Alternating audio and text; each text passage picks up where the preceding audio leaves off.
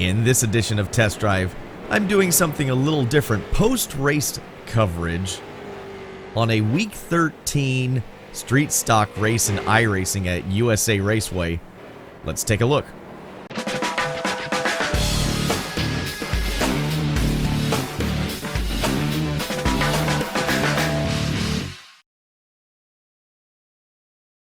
Alright, as I stated earlier, I wasn't really planning on doing this. I had just planned on doing this race and not doing any sort of recording for it, but it's a little on the entertaining side. I thought it'd be good to throw up on the channel, especially since I don't normally do a lot of iRacing. I was just having a crappy day and just decided, you know what, Week 13, I haven't run the street stocks in almost 3 years. So here we go. Technically qualified 6th. 2 cars didn't show up on the grid, qualified 4th, and I grabbed 3rd going into the first turn. Did about 15 laps in practice, but then only got 1 qualifying lap in because everybody was just all over the place. Blocked by the 16 car. Slows the 17 down. And now you're going to see at points I'll be a little conservative because I'm just not sure if I'm going to burn the right front off. I didn't do any setup change except for a gear change really quick. That was a guess. And I honestly didn't remember the street stocks having full capability of adjustments. I thought they were limited in their adjustments, but that's fine. See the 3 take a peek to the outside.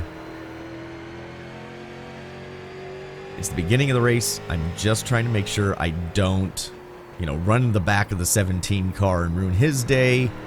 And just trying to keep contact. There's no reason to get real dicey real early. Even though it is only 25 laps, it's a little longer track.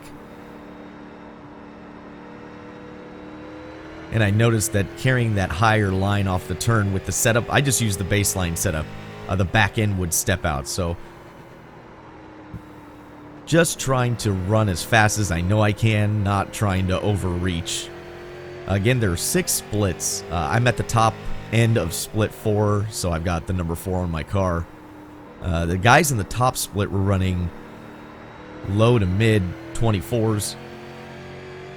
In qualifying, I ran a 24.7, and I changed the gear, and I don't know if that was a good thing or a bad thing. Right now, I'm kind of stuck at running about 25s, but I'm also in traffic a little bit. I'm not totally diving into the turn, but I do have, looks like the 3 car's gone, and now I've got, I believe that's the number 8 behind me, and then you can see in the little side mirror there, the 14 car is looking in. 8 to the outside. Can't quite make the pass. Now the 14 car, they're battling side by side. Meanwhile, I now, at this point, feel like I've really got to step it up because they're taking big shots at me, and they appear to be faster than I am, and I can't tell if I'm being held up or if I'm actually slower than they are. So now I'm trying to find a way by. Ooh, a little bit of a tap from the 8 car there. Had to slow up a little more than he was probably anticipating when I had to slow up for the 17, so I don't really fault him there. Could have given me a little more room, but really not that big. Ooh! Oh, that's just not good and unfortunate for the 16 car. I actually forgot about that. And that is a case of not looking where you want to go, and actually you're just looking where the car is going. Unfortunately, you probably panicked, saw that car sitting there, and ended up driving straight into him. Probably overshot the turn, not paying attention to his entry. And it happens.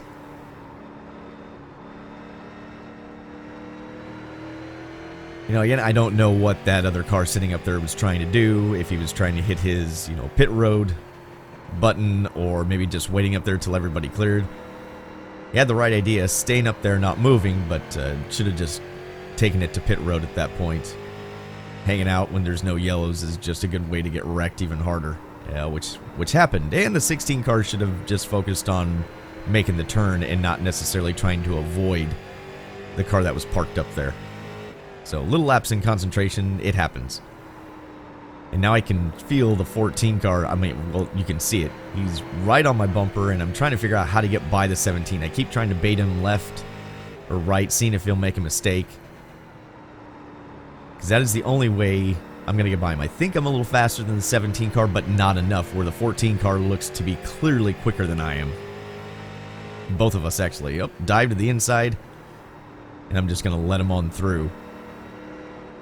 And now I'm thinking maybe if he can get up underneath the 17 car and I can stay close enough, I will follow him through. You can see the 14 just drives in a little deeper. He looks like his car's set up a little more loose than what I've got. Again, I'm using the baseline setup with no changes. So the car didn't really feel comfortable doing that, but he obviously has a little bit of yaw going with the car. Definitely spun the tire off of that turn. But his entry speed is definitely higher than ours is. Again, I tried to drive in a little deeper, hopefully keep in contact that I can poke my nose underneath the 17 car.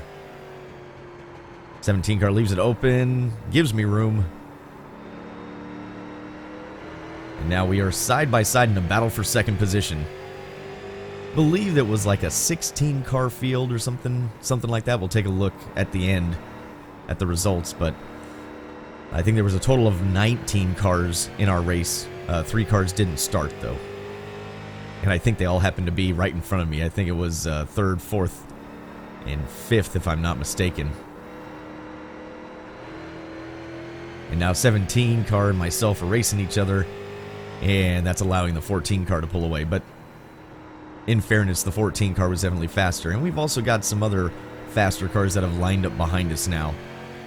I believe that was the number 6 car,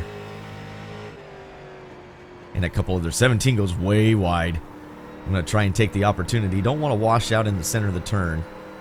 I'm going to give him plenty of room. Now, that car on the left right there, again, if you're having problems, you either need to pull all the way to the left, or if the car was so broken that it wouldn't get to the left, then you should be, hitting that button to get you back to pit road and not staying on the track. Just come to a full stop and then hit the button. And then hopefully nobody will hit you. Now, we cleared the 17 car, gotten ourselves into second, and now he's battling with the 6. Oh, and the 3 car's losing it going in. Oh, he keeps it locked down. So thank you to the 3 car. We saw him earlier in the race. Whoa, a little too much throttle on my part. He did the right thing, stayed on the brakes, and luckily he didn't keep sliding up the track as I go to avoid him. Now the interesting part is I have dropped the number 6 car and the 17 and those guys. There was about 3 other cars. I've pulled away from them, and I had some high 24s in there. But the green car behind me is definitely faster. And I believe at the time I thought we were battling for position. So then I start really kind of overdriving the car, but keeping a nice tight line so that he can't get a run. And then I realized that he's not actually battling me for position at all. He's a lap car, and he's just giving me some room, but he's staying there in case I make a mistake. He can just kind of roll on by, which is, that's perfectly fine. I don't think that's in the wrong at all. He's respecting my race, and so, yeah, number 13 gets some kudos on that one, because he definitely could have put the bumper to me. We're on the white flag lap, by the way. But he could have put the bumper to me, even though he was a lap car, and he's faster. Which some people think that's what you should do. If I'm faster than you, get out of the way. But he's a lap down, again. So, sportsmanlike conduct on his part, and it is much appreciated. As we're coming to the checkered flag here, this is probably my most fun race I've ever had in iRacing. Which may not seem like a lot, but I actually enjoyed racing with the 17 car. The 14 car was aggressive, but still was respectful.